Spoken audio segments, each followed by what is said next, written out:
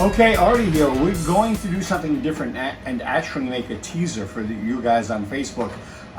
What we think will be one of the biggest kits we've ever done, and both available in HO and O scale, will be the REA Depot at Cranberry. You can see it here on the screen, a nice big picture of it.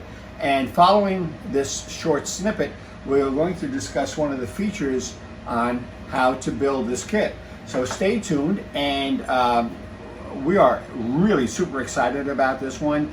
We should start shipping out at least the HO scale version next week, and take a look at the unusual approach that we've engineered into building this one.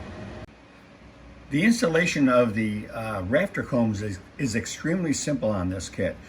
We just used our glue, put the glue on the bottom part of the roof, and slid our corresponding combs into position, leaving a little bit of a reveal to emphasize the fact that they're there in the first place. There's one long one. There are two that are identical in size for the front and back of the building. And then there's a segmented one. And this you have to be careful about where you put it. But this goes on the building as well.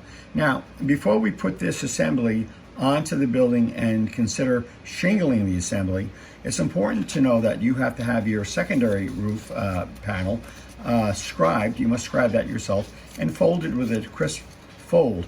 The rafter combs on this part of the building are actually installed in the slots first. All we do is run a very thin bead of glue along the top of both front and rear wall panels, and then carefully align and position into place the rafter combs.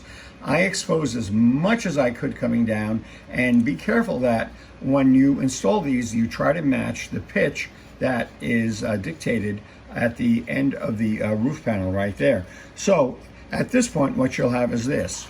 And remember, you do add the shingles later on. So you would take this, the first panel, make sure that you have the opening facing in the direction of the extension on the building, and simply, of course, you're going to want to glue this, drop this into place. Secondly, because these are already installed, you have to carefully, and you can hold this down while you do this because you will have glue there, put this right here, open it up, slide it, and make sure there's glue on this thing. You might want to give it a little bit of space, and slide it into position just like that. And there you have a very compound roof angle locked into another compound kind of roof angle with all the cutting, and you'll end up with a really flawless roof. Now, any gaps that you see there, and they are very minimal, will be hidden by shingles anyhow. But look how quickly that went together right there. And this is amazing engineering by Jim Mooney, our engineer. At this point, you want to go and study your instructions and prepare your actual roofing shingles on this model. Remember, everything else has been painted and weathered before you go through these steps as far as adding the roof goes.